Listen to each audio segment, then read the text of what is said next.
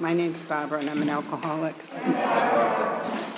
I'm a member of the Webster Triton Group, and I've gone through this process with a Big Book Step Study sponsor. Sorry. That's okay. And I made my amends, and anyway. So she was my sponsor, Big Book Step Study sponsor, she knows. Anyway, this was a good reading for me. It brought back a lot of stuff in my life. It's been a long time, and I think today about how I lived before, how I felt, and my life is so different today. I would never, ever have imagined that I would feel like this today.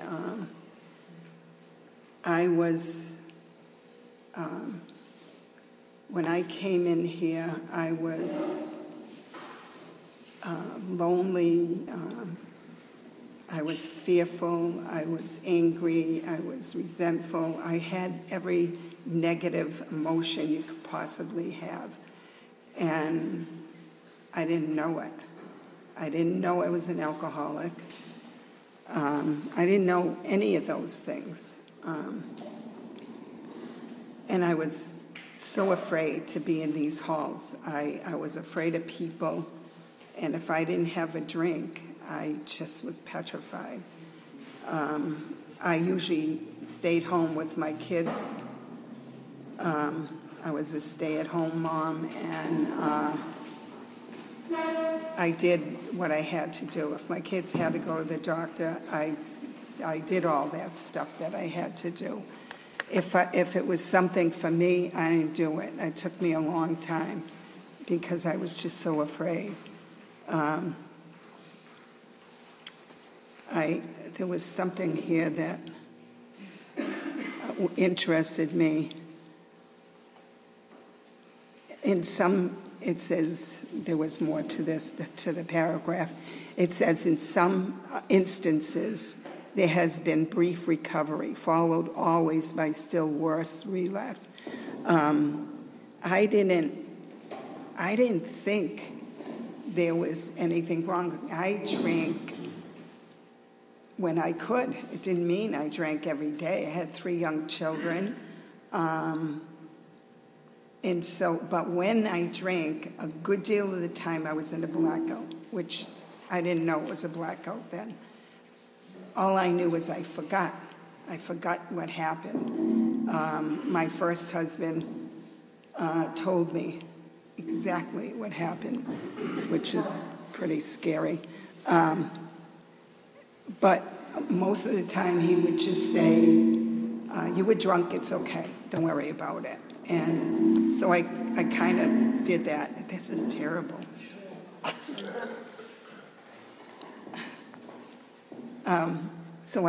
Can you still hear me? Yeah, okay. So I kind of did that, and I kind of didn't worry about it that much. But my drinking, I did a lot of things in my drinking that, while I was drinking, that I would never, ever do. I was like Miss Susie Homemaker. I scrubbed my floors, baked breads, and cooked all the time. I was just wonderful. And then I would pick up a drink. And I wasn't the same person. I could drink a couple of drinks and I'd be okay, 1 or 2. And after that, I never knew what was going to happen to me. I remember one time I was drinking in the daytime. These guys were working. I was divorced at the time. These guys were working next door, and I don't know how he started talking. Anyway, he said he had some drinks and whatever. And now this was in the morning. I called my girlfriend up and I said, oh, this guy's going to bring some drinks over. So she came, thank you, God. So we started drinking now. That was one of the occasions that I got drunk, and I don't remember. I remember some things vaguely, but my friend was there. She told me after that she told the guys to leave, she brought me upstairs and put me to bed. I came back down. She said she brought me back upstairs, put me to bed. I came down again. So she ran the ice cold water in the bathtub and threw me in. So I got out of that, and I got up in bed, and I fell asleep. So now she took care of my 3 kids, thanks. Oh, my God. That had to be God's care. So many things happened to me. It was God's care for me that someone was around or whatever. So when I get up, I vaguely remember, and she said, let's go over next door to Dusso's and go swimming or get some more booze, some more alcohol, whatever. So I said, okay. I would never go ask my neighbor for anything. It's like, never. And so we went over, and of course she knew them. She was friends with them anyway. And she said, we need something to drink, so they gave us something to drink. And she said, oh, by the way, do you mind if we go swimming in your pool? And Carol said, no, that's fine. I would never, ever ask her to go swimming in her pool. She would come over and say, oh, you and the kids can come over and swim. I said, oh, the kids will go. I would never go. And I was just like that. I would never do that. And so we went swimming in the pool. It was night. It was dark. And I said, oh, I can't swim with clothes on, because we just jumped in with our clothes on. And so she said, well, take your clothes off, for crying out loud. It's a big deal. It's dark. So I said, oh, all right. So we're swimming around, and finally I said, I'm tired. And so I'm trying to get my clothes on. Obviously, I couldn't get wet clothes on. She said, cripes, Barbara, it's dark out. Nobody's going to see you. So I said, all right. So I tried to get down the ladder. I slid down, scraped my back all up, and then I walked into the yard, into the house, and went to bed. That's all I remember. So the next morning, Miss Susie Homemaker again. I got my laundry ready, and I'm walking outside, and I look up, and there's the night light on, bright white light, and there's the road, probably from me to that girl there. There's the street where everybody walks in the summer, rides bikes, and I'm thinking, oh my God, who saw me walking around naked? I could not look at people. I didn't look at people anyway. I was always shy. I couldn't, every time somebody would talk to me, I think, are they the person that saw me? It was awful. It was awful. It was the most horrendous. And then I put it back in my mind. I would never tell anybody. I was so ashamed. And, but I did stuff like that when I drank. I just was like a different person.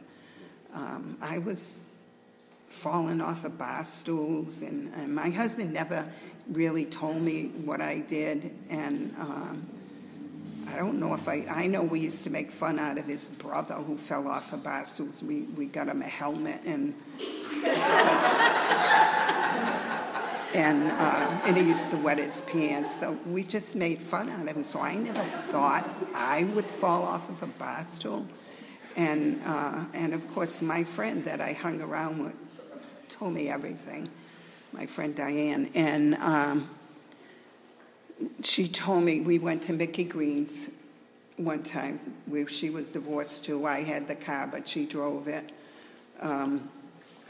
We went to Mickey Green's, and I was very cautious about drinking, and because I knew from experience that I got drunk, and I didn't know when.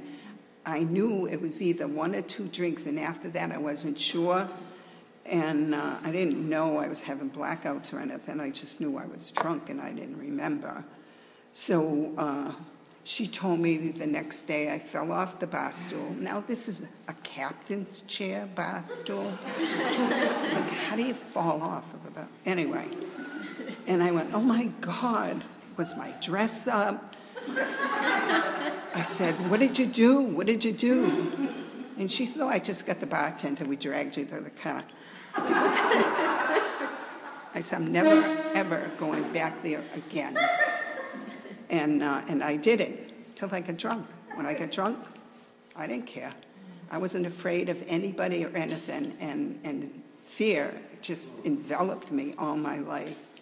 And I was totally, totally different. So, and there were many, many things that happened like that. And thank God she was there to take care of my children. There was always something. It's like it was always, I look at it today, God was there taking care of me. Obviously, I was not a reliable mother at times. And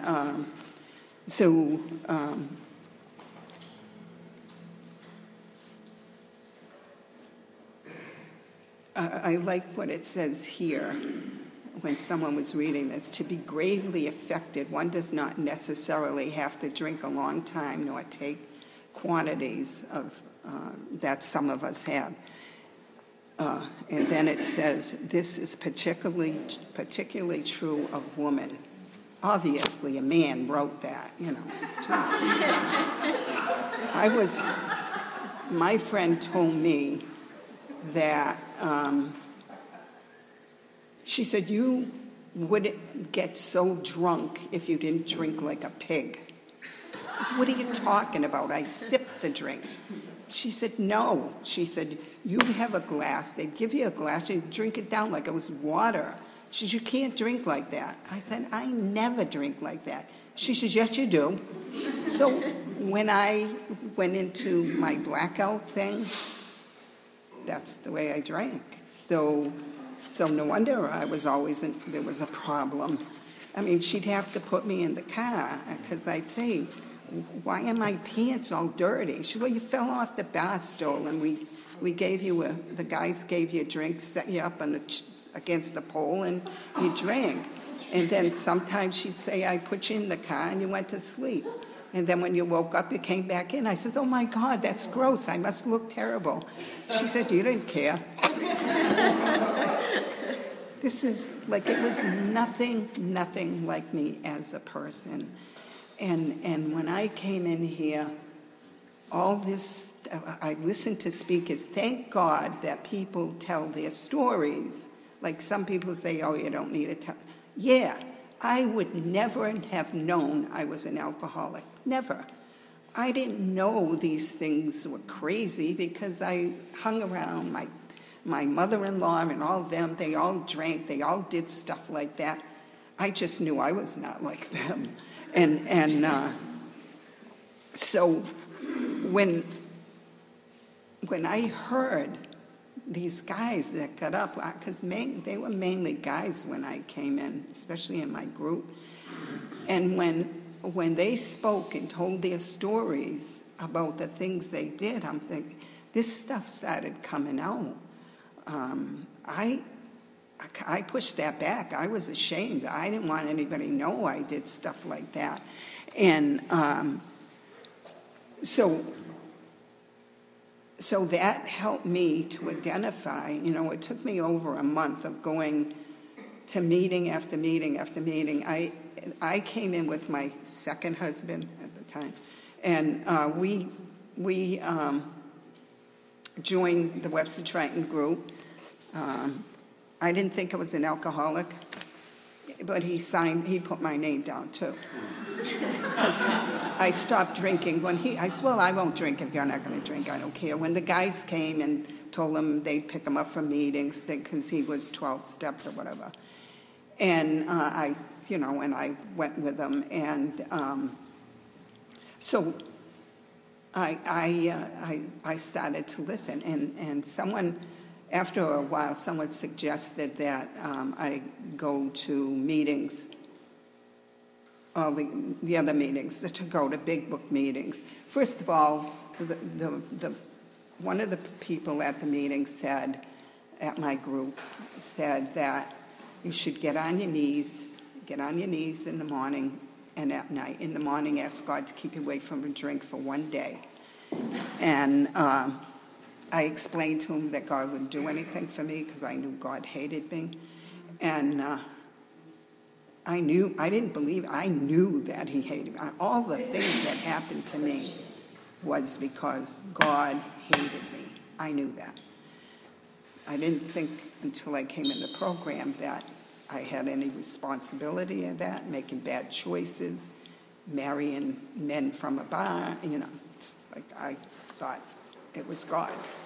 And but he said, well, do it because I do it, or something like that. And and I went to church at times. I sent the kids when I couldn't go. And but I still went in the bathroom to get on my knees. And I asked God, whatever. I couldn't remember what the guy said, so I said, you know what that guy said, whatever. So I started to do that, and I thanked him at night. I didn't know what I was thanking him for, but that's okay.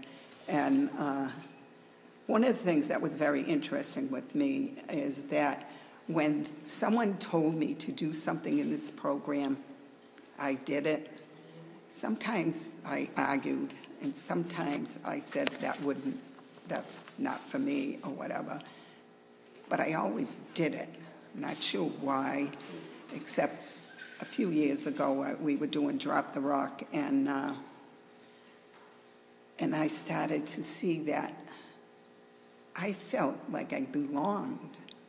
I never felt like I belonged anywhere, ever.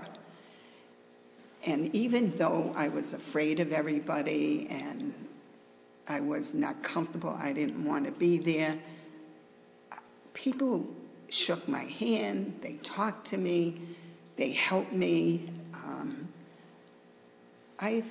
What I was feeling, because I always said I don't know what I felt, but I felt something in these halls. That's what it was. I felt like I belonged for the first time in my life, and I didn't want to lose that. So I was doing everything everybody said. And, that was God's care for me, because I didn't want to go back out to that life. I didn't want to do those things that I was doing, because I really was Miss Susie Homemaker. It's just that the devil came out when I drank, and I was just awful. And so I did the stuff everybody suggested, and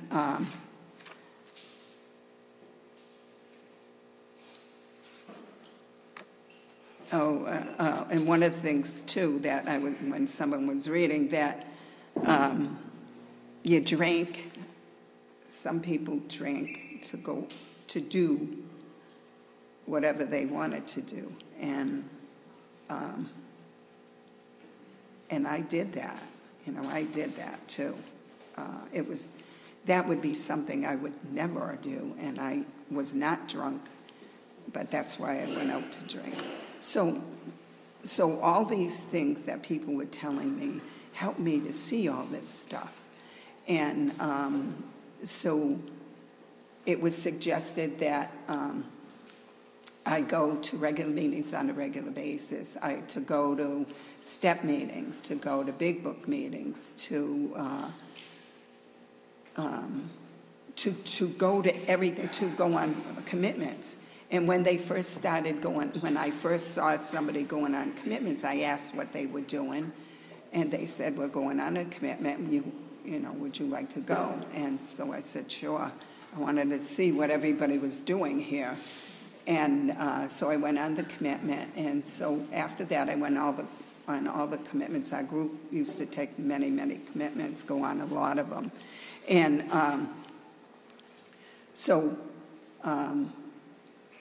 when I had 3 months, when I was 3 months sober, because our group suggest that you don't speak until 3 months. And